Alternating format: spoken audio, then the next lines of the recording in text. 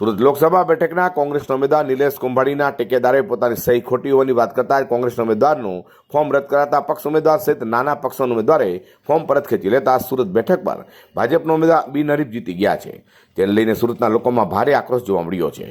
આ લોકશાહીમાં મતદારોને મત આપી પોતાનો ઉમેદવાર પસંદ કરવાની છૂટ આપી હોય, જેથી કોંગ્રેસના ઉમેદવાર નિલેશ કુંભાણી દ્વારા આવી ખોટી રીતે ટેકેદારોને સહીઓ કરાવી હોય અને સુરત લોકસભા બેઠકના મતદારો સાથે દગો કર્યો હોય તો તેની સામે કાયદેસરની ફોજદારી કાર્યવાહી કરવામાં આવે તે માંગ સાથે સુરત લોકસભા બેઠકના મતદાર રજનીકાંત વાઘાણીએ સુરત કલેક્ટર અને મુખ્ય ચૂંટણી અધિકારીને આવેદનપત્ર આપી કરાઈ છે। ચૂંટણી અધિકારીશ્રીએ લખ્યું છે કે આ જે સાઇનો છે દરખાસ્તકર્તાઓની એ ખોટી જણાય છે અને એટલા માટે ફોર્મ રદ કરવામાં આવે છે। તો આવું ખોટી સાઇનો વાળું ફોર્મ જમા કરાવવું એક ગુનો છે।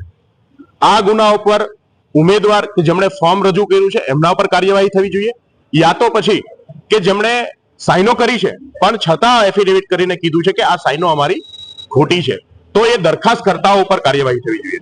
આ ખૂબ મોટી ઘટના છે સમગ્ર દેશની અંદર। આ આઝાદ ભારતની પહેલી ઘટના છે। સમગ્ર દેશના ઉપર આના પ્રત્યાઘાતો છે। ભાજપ જે આ ચૂંટણીનું સતત હનન કરી રહ્યું છે, અધિકારોનું હનન કરી રહ્યું છે, એમણે સુરતની અંદર આ જે પોતાના ઉમેદવારને બિનહરીફ કર્યો છે એની અંદર ખૂબ મોટું ષડયંત્ર રચાયું છે। અમારી ચૂંટણી અધિકારીશ્રીને માંગણી છે કે આ કેસની અંદર ફોજદારી ગુનો દાખલ થાય અને જેટલા પણ આમાં જવાબદાર લોકો છે એના વિરુદ્ધમાં કાર્યવાહી થાય એવી માંગ સાથે આજે અમે અહીંયા ચૂંટણી અધિકારીશ્રીને મળવા માટે આવ્યા છીએ।